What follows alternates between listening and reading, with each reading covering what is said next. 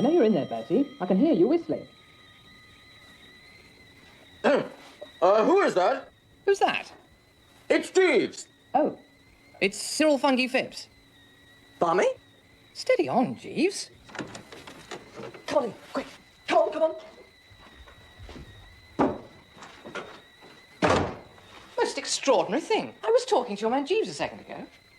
No, it was me. Well, he said he was Jeeves.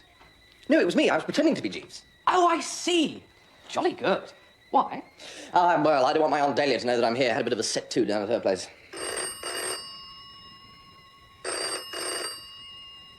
No, don't answer it. I wasn't going to. No, you see, she'll be regretting it now. She'll be begging me to come back and sort things out. No, answer it. Pretend to be Jeeves. How? Oh, just sort of say you're Jeeves. Right.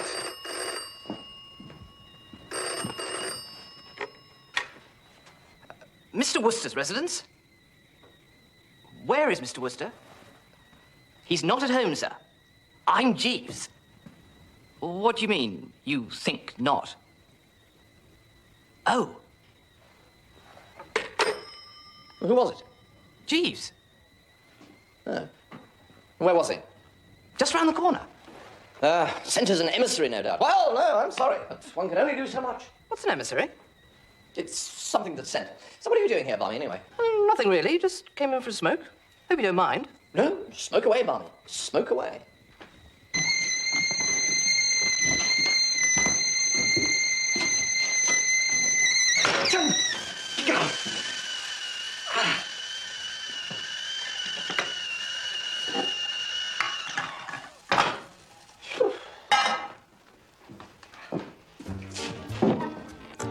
Barmy, when you said you'd come in for a smoke... I can't smoke at the drones at the moment.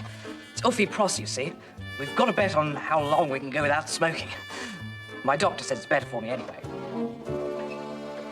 Good morning, Mr. Funky Phipps. Morning, Jeeves. Mr. Wooster? Morning, Jeeves. I'm just making some tea. Really, sir? Perhaps I could be... No, I may as well do it now that I've started. No, I've got quite used to looking after myself. It's surprising, is it not, sir, how much one can assimilate in a day? Now, Jeeves, it says here it's best to use soft water, but that after boiling it may again become hard. Well, I mean, that's ice, isn't it? And now it says here that yes, that's right, 1 teaspoonful per person and 1 for the pot. Well, I mean, what does the pot go on? If you'll allow me, sir. Cup of tea, Barmy? Love one.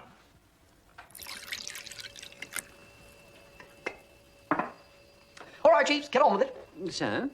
It is obvious to the meanest intelligence, Jeeves, that you have been dispatched here by my esteemed Aunt Dahlia to plead with me to come back to Brinkley. Same old emotional quagmire down there, I suppose. Yes.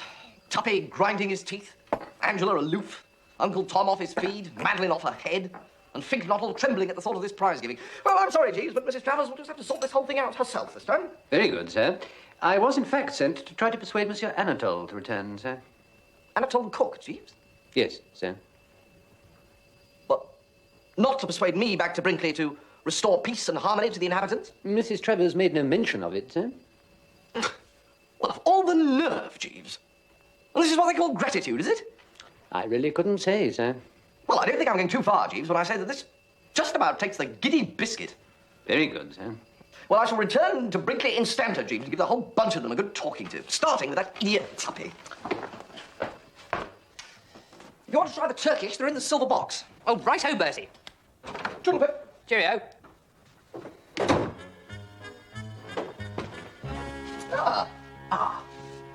You're not going out, are you?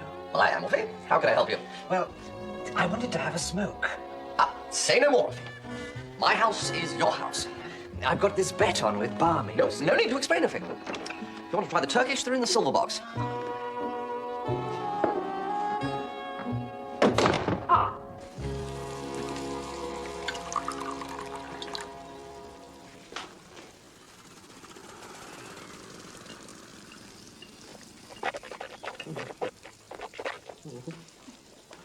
Am I not somebody, Mr. Jeeves? Undoubtedly, Monsieur Anatole. Then why they are making against me like bad people? Delicious velouté au fleur de courgette. Monsieur Anatole himself taught me to make it when he first stayed at our little hotel. But Madame has got so good of me many times over. A little more, perhaps, for Mr. Jeeves? We have a duty to look after our ladies and gentlemen, Monsieur Anatole. Look after? Am I the Nancy? Am I the Nancy for the kiddies? No, this is not kiddies. No. Kiddies is nice. Kiddies is not stopping with the eats. Kiddies is not saying to us, chap, poof, we not like you no more. We not eat your combustibles. Since time immemorial, Monsieur Anatole, it has fallen to the Gallic races to bring civilization to the rude northerly provinces of their empire. It's true. Anatole is civilian. Anatole is nice. It hasn't always been easy. Sometimes it has seemed impossible. But Up to the time she went to Cannes, Angela loved me, you'll admit that. Oh, indisputably. But when she came back, she was just looking for an excuse to get rid of me. No. What would you want to get rid of you for? Well, obviously, during those 2 months, she's transferred her affections to some foul blister she's met out there.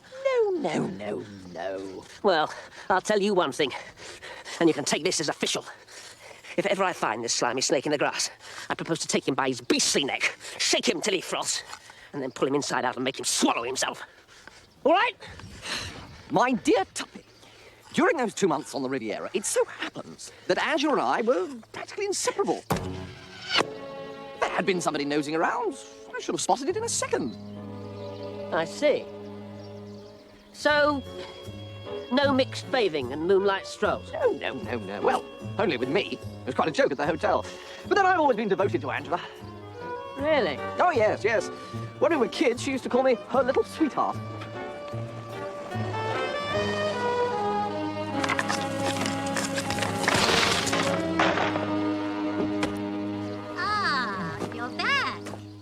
You're back. Welcome, Monsieur Anatole. We have no more stopping with the eating, I think, huh? I get my bagage. Jeeves, I can never thank you sufficiently, never. You've saved my husband's digestion. What I want, Dahlia? I didn't know that your master was back, Jeeves.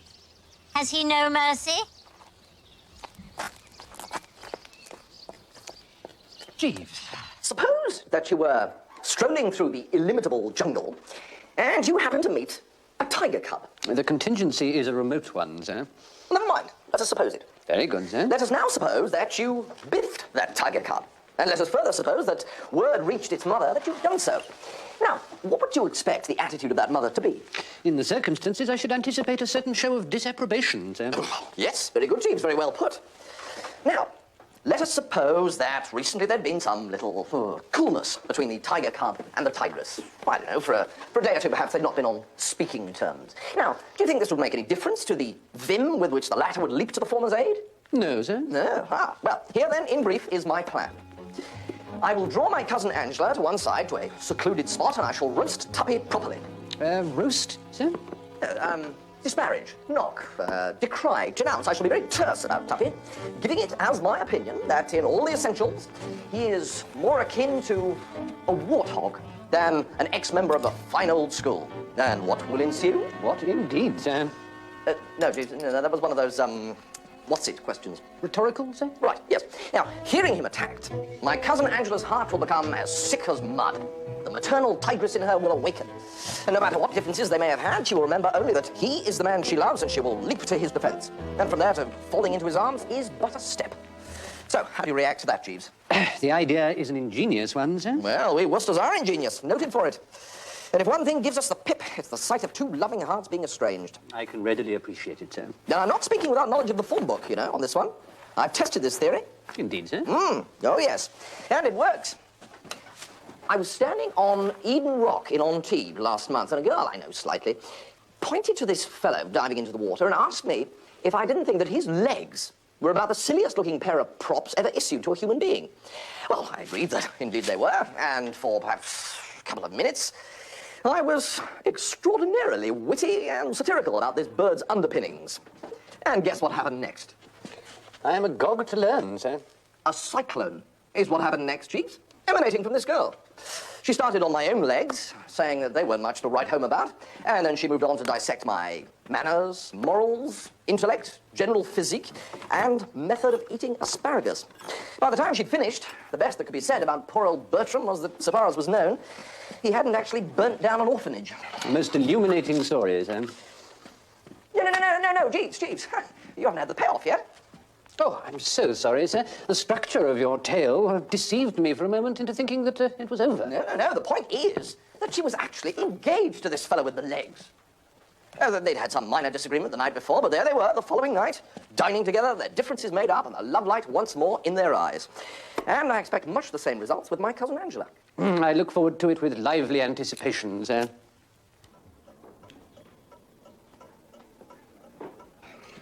Care for a saunter, Angela, old girl? Love to, Bertie, darling. Good, eh? Shh. Tom's listening to the news. I have much to say that's not for the public ear.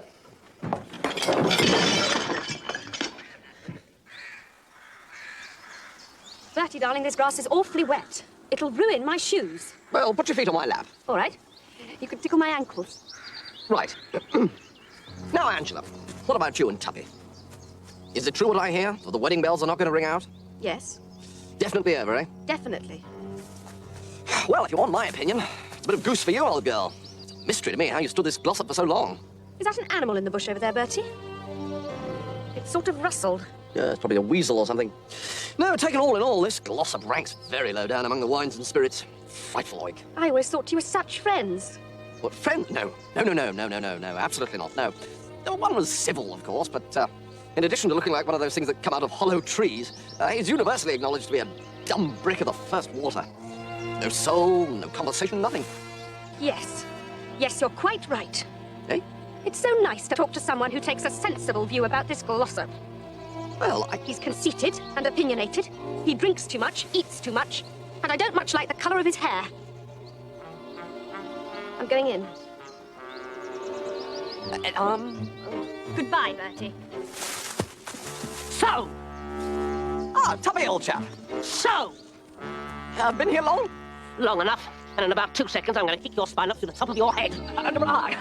Yes, I think I know what's on your mind, Tuppy. If you were in those bushes during the conversation with the recent Angela... I was. You were, right, good. Yes, well, we won't go into the ethics of the thing. Eavesdropping, some people might call it, a bit un-English, Tuppy, I think you must admit. I'm Scots. Really? I didn't know that. I'm going to kick you. No, Tuppy, it was a plan. What are you talking about? Well, if it wasn't a plan, why would I knock you to Angela? Because you're in love with her yourself. I rest my case. What? No! Someone stole her from me in Cannes.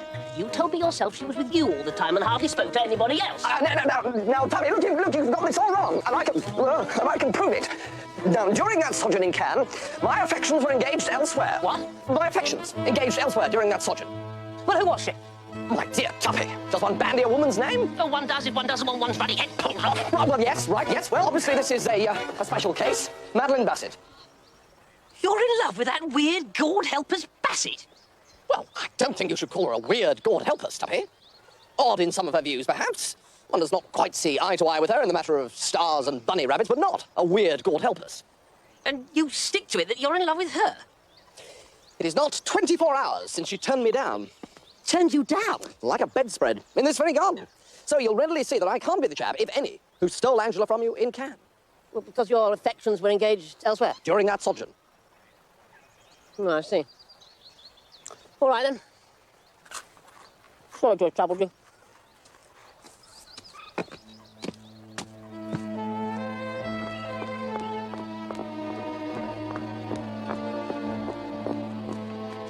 Wasn't just you. What about the things Angela said? Well, she obviously spotted you in those bushes and was just talking to score off you. She adores you, Tuppy. She worships the ground you tread on.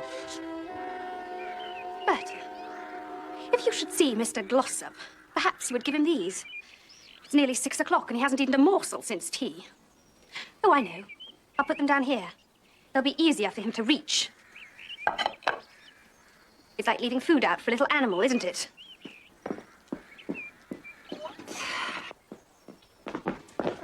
Angela? How still and peaceful everything is.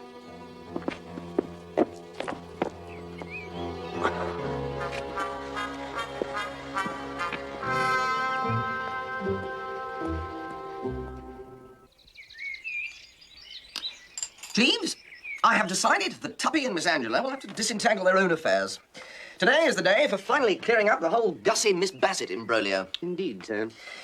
Where we've been falling down in the past is in not keeping it to the forefront of our minds that in Gussie Fingnotle, what we are dealing with is a poop. A sensitive plant might perhaps be a kinder description, sir. A poop, Jeeves. And what's more, a poop who drinks nothing stronger than orange juice. I was not aware of that, sir. Oh, yes, Jeeves. I had it from his own lips. Whether from some hereditary taint or because he promised his mother he wouldn't, Gussie Fingnotle has never pushed so much as the simplest gin and tonic over the larynx. And he expects, this poop expects, Jeeves, under these conditions, to propose marriage to the girl he loves. Well, I mean, one hardly knows whether to smile or weep. What? You consider total abstinence to be a handicap in a gentleman wishing to make a proposal of marriage, sir? Oh, dash it, Jeeves, use your intelligence. Were it not for the juice of the grape and the grain, weddings would be a thing of the past. Proposals but a dim memory.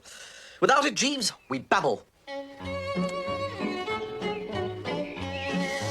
Thank you, Jeeves. Only active measures, promptly applied, can prevent this poor poop Fingnotle from babbling about newts again. Which is why I intend to secure a bottle of gin and lace his luncheon orange juice with it. Sir? I can't imagine why you sir, Jeeves. The plan I've put forward seems to me to be icily logical. I fail to see why it should attract any sirring. No, sir. Let us hear your objections then, Jeeves. A certain amount of risk is inherent in your stratagem, sir. It is not always a simple matter to gauge the effect of alcohol on a subject previously unexposed to such stimulants. It can have distressing results in the case of parrots. Parrots? I'm thinking of an incident when I was in the service of the late Lord Brancaster, a gentleman who owned a parrot. One day it happened that the bird was lethargic, sir, and his lordship offered it a portion of seed cake steeped in the 84 port. Good egg. The bird bit his lordship on his thumb and sang part of a sea shanty. It then fell to the bottom of its cage and remained there for some considerable period of time, with its legs in the air, unable to move. I merely mention this, sir. There's a flaw here, Jeeves. Do you know what it is? No, sir. Gussie isn't a parrot. True, sir, but... No more discussion, Jeeves. He's a poop. Very good, sir.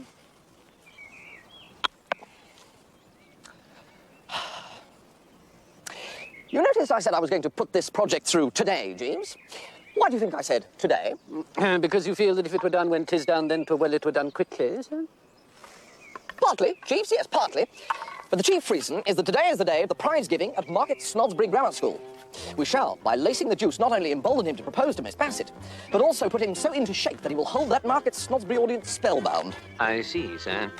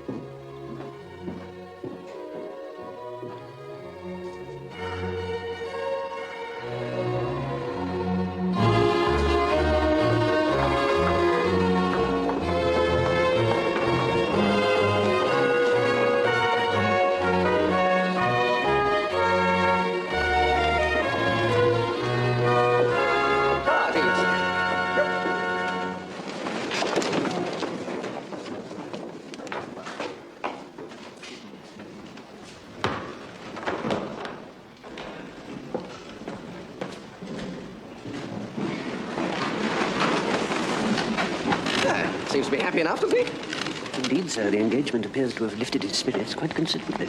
Engagement? You're not aware that Mr. Fingnotle proposed to Miss Bassett this afternoon and was accepted, sir? Well, Jeeves. Yes, sir. You see how right I was? Indeed, sir. Yes, this must be rather an eye-opener for you, Jeeves, watch me handling this case. Luckily, sir, I found an opportunity to add half a bottle of ardent spirit to his luncheon orange juice. Lords, ladies and gentlemen. Oh, Jeeves. So did I, Jeeves. This year, we are all delighted to welcome, as our guest for the afternoon, Mr. Fitzwattle. Fingnotle! I should say, Fingnotle. Well, of course you should, you silly ass. Well, all right, get on with it. We are all happy, as I say, to welcome Mr. Fingnotle, who has kindly consented to present the prizes. Now, I'm sure Mr. Fingnottle's name is familiar to us all. Well, not to you. You didn't seem to know it so dashed well, what?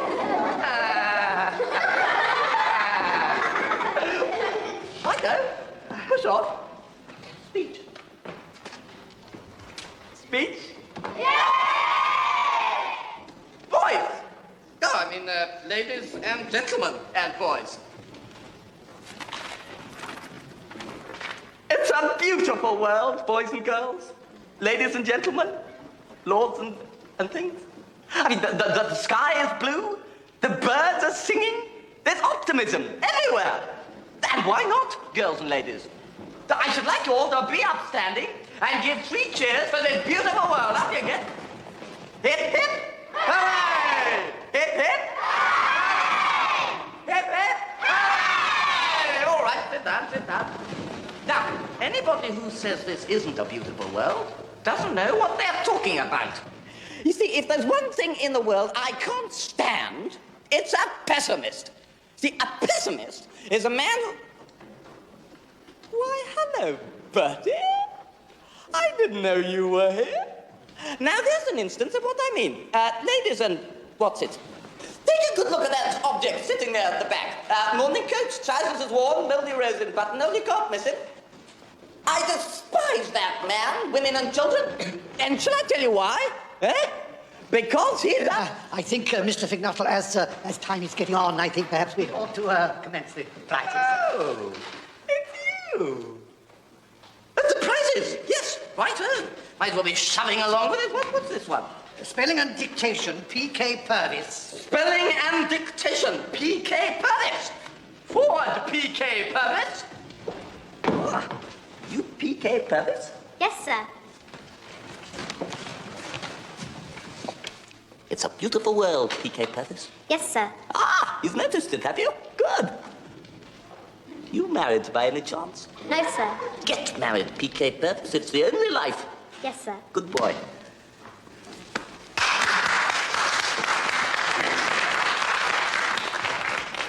Right, Headmaster, what's the next one? G.G. Simmons, scripture knowledge. G.G. Simmons, scripture knowledge.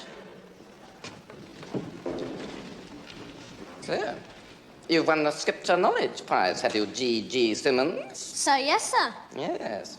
You looked as a sort of little tick you would. And yet, how are we to know that you came by it in an open and above-board manner? I can assure you, Mr. Fignotle, every care was taken to ensure a correct marking. Oh, if you say so. All right, G.G. Simmons, take your prize. Sir, thank you, sir. But let me tell you, there's nothing to stick on side about in winning a prize for scripture knowledge. Bertie Wooster won a scripture knowledge prize, but of course Bertie frankly cheated. He succeeded in scrounging that scripture knowledge prize over the heads of better men by means of some of the rawest and most brazen swindling methods, even at a school where such things were the norm.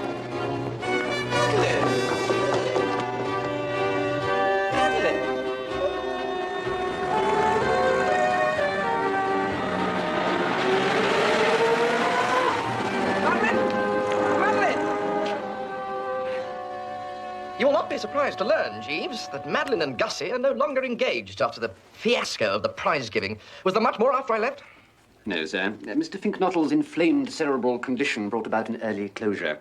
He returned to the theme of Master G.G. Simmons and his Scripture Knowledge Prize, hinting at systematic cheating on an impressive scale. He even went so far as to suggest that Master Simmons is well known to the police. Oh, golly. Yes, sir. Not our finest hour, Jeeves. No, sir. Door, Jeeves? Yes, sir. That may be Mr. Fingknottle now. Oh, it's not you. Hello, Tuppy. Mr. Glossop. If you'll excuse me, sir. You remember what I swore I'd do to the chap who stole Angela from me? Well, as nearly as I can recall, you were going to pull him inside out. And make him swallow himself, correct. Well, the programme holds good for the newt bloke. The newt bloke? Gussie? The servant, Finknottle. But Gussie loves Madeline Bassett. You can't all love this blasted Bassett. It astonishes me how anybody can love her. No, Finknottle loves Angela and she loves him. Oh, that is absurd. Absurd, is it? Well, then perhaps you'll kindly explain to me how she happens to be engaged to him. Engaged? Tubby, you could knock me down with an F. There must be some mistake. There is. The snake Finknottle's just made it.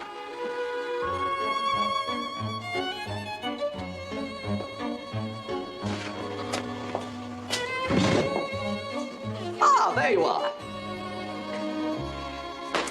Where are all the staff tonight, you know? They've gone over to the staff dance at Kingham Manor.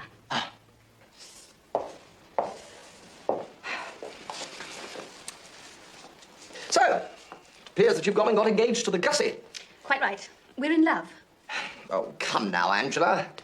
Gussie's a splendid chap in many ways. If you've got a sick newt on your hands, well, Gussie's just the fellow to tell you what to do until the doctor comes. But honestly, old thing, you could fling bricks by the half hour in England's most densely populated districts without hitting one girl willing to become Mrs. Finknottle without a general anaesthetic. Well, I thought it would be fun. Well, I'm surprised at you, young Angela. No wonder they say, oh, woman, woman. Who do? Well, chaps mostly. You know you're potty about Tuppy. For goodness sake, Bertie, go away and boil your head.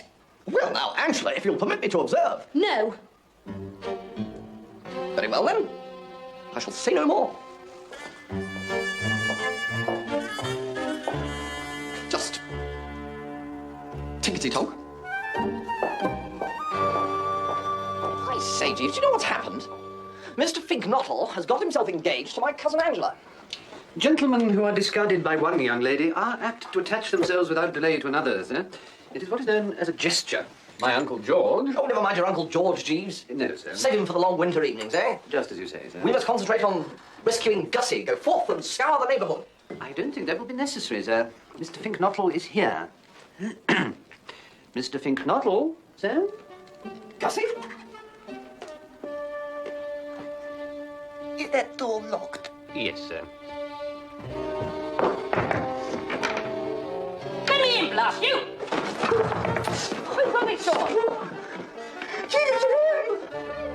What's going on? Are you in there? What do you think you're doing? Listen, if you don't open up, I'm going to jolly well break this door down! Wooster! Wooster! Right! Why was that door locked? Is one to have no privacy, Glossop? I instructed Jeeves to shut the door because I was about to disrobe. There, you see? Thank you, sir. Thank you, Jeeves. But I heard his snaky little voice. Well, I intend to search this room from end to end. And if he is here, you better say goodbye to him quickly and order your lilies. What's in this cupboard? Just clothes. The usual wardrobe of an English gentleman. You're lying. Ha. Ha. Ha.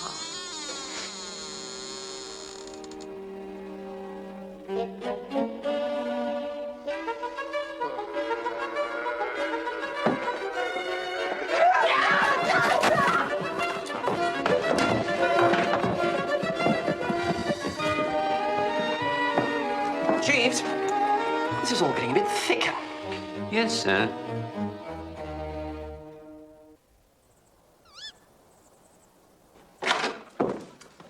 Ah, hello, Aunt Dahlia. Bertie, give me a drink. Anything, so long as it's strong. Approach Bertram along those lines, Aunt Dahlia, and you'll catch him at his best. Attila. That's the name, Attila the Hun. Eh? I've been trying to think all through dinner what it was you reminded me of. Oh, now look, after everything I've done... Angela tells me she's going to get engaged to this spink bottle. Well, temporarily, yes. So there it is. My only daughter, for whom I had dreamed of a wonderful golden future, is going to marry an inebriated newt fancier. Well, answer my heart, yes, I can't but agree that things are not too oojar-cum-spiff at the moment. Yes, Jeeves? A note for you, sir. From whom, Jeeves? From Miss Bassett, sir. What's Madeline Bassett want to write to me for? Open the damn thing and see.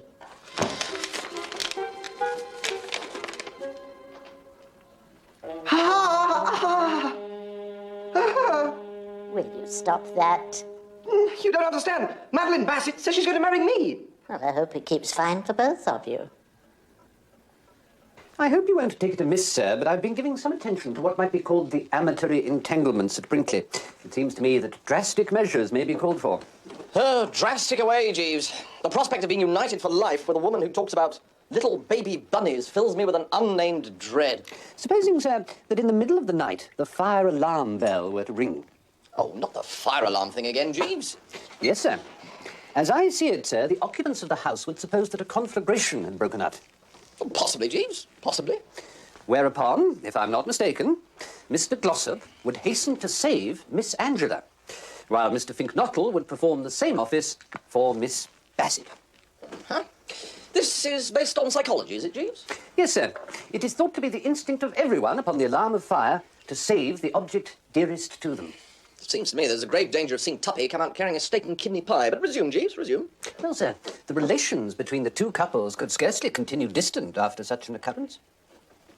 Well, you may be right. I just feel that there's great possibility for a slip-up here, Jeeves. However, I'm not in a position to cavil at even 100 to 1 shot. At what hour would you suggest bonging the bell? Not before midnight, sir. Shall I bong, or will you? I think it would be better coming from you, sir.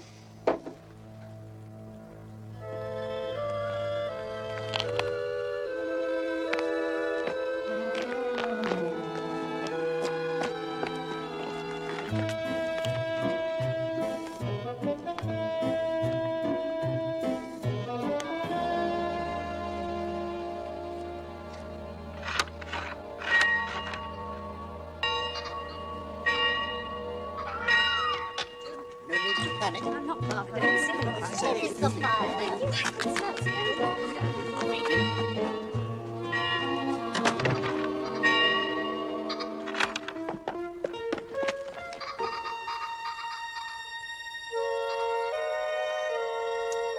Well, Jeeves? Sir? There's no good saying sir. Look around you. See for yourself. Your scheme has proved a bust. Certainly it would appear that matters have not arranged themselves quite as we had anticipated, sir.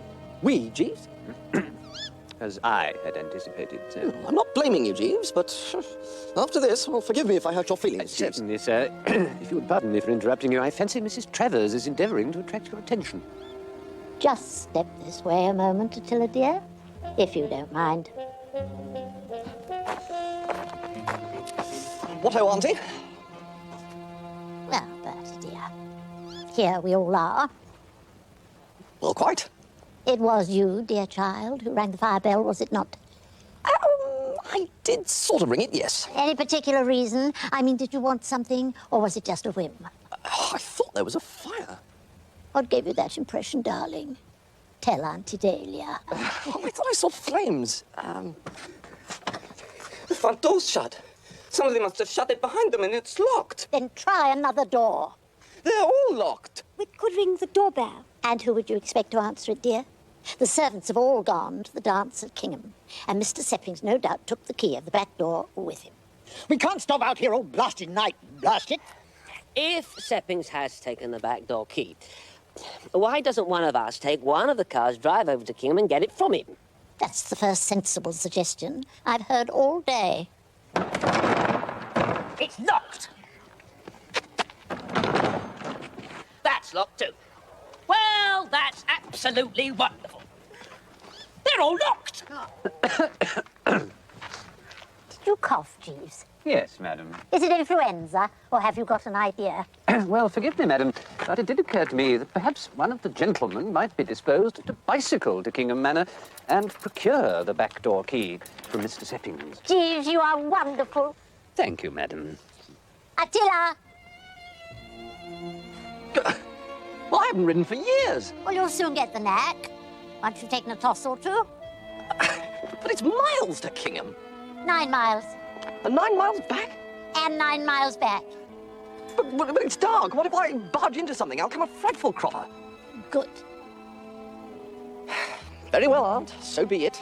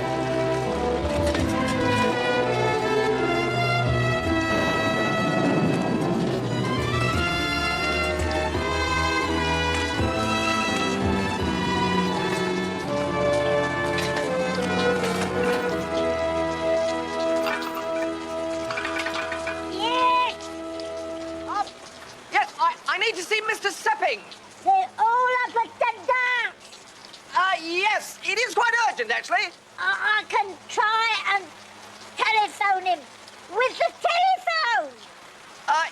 Yes, if you would.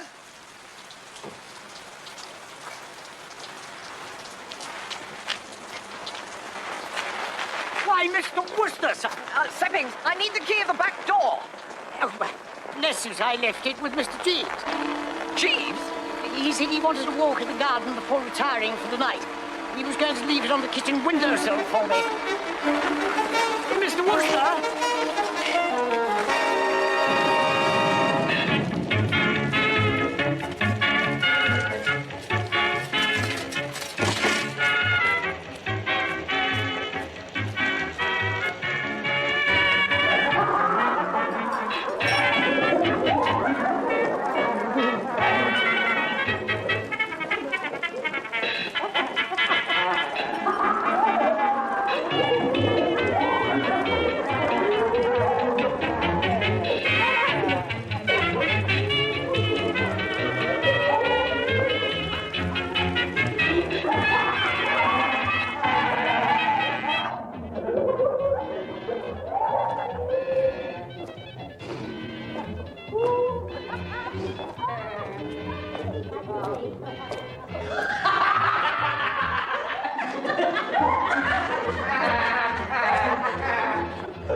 Oh, look. He's back.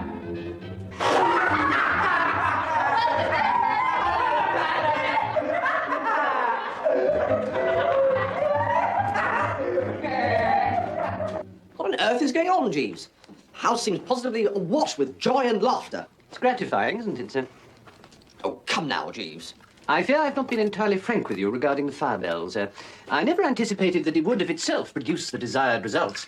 I'd intended it merely as a preliminary to what I might call the main business of the evening.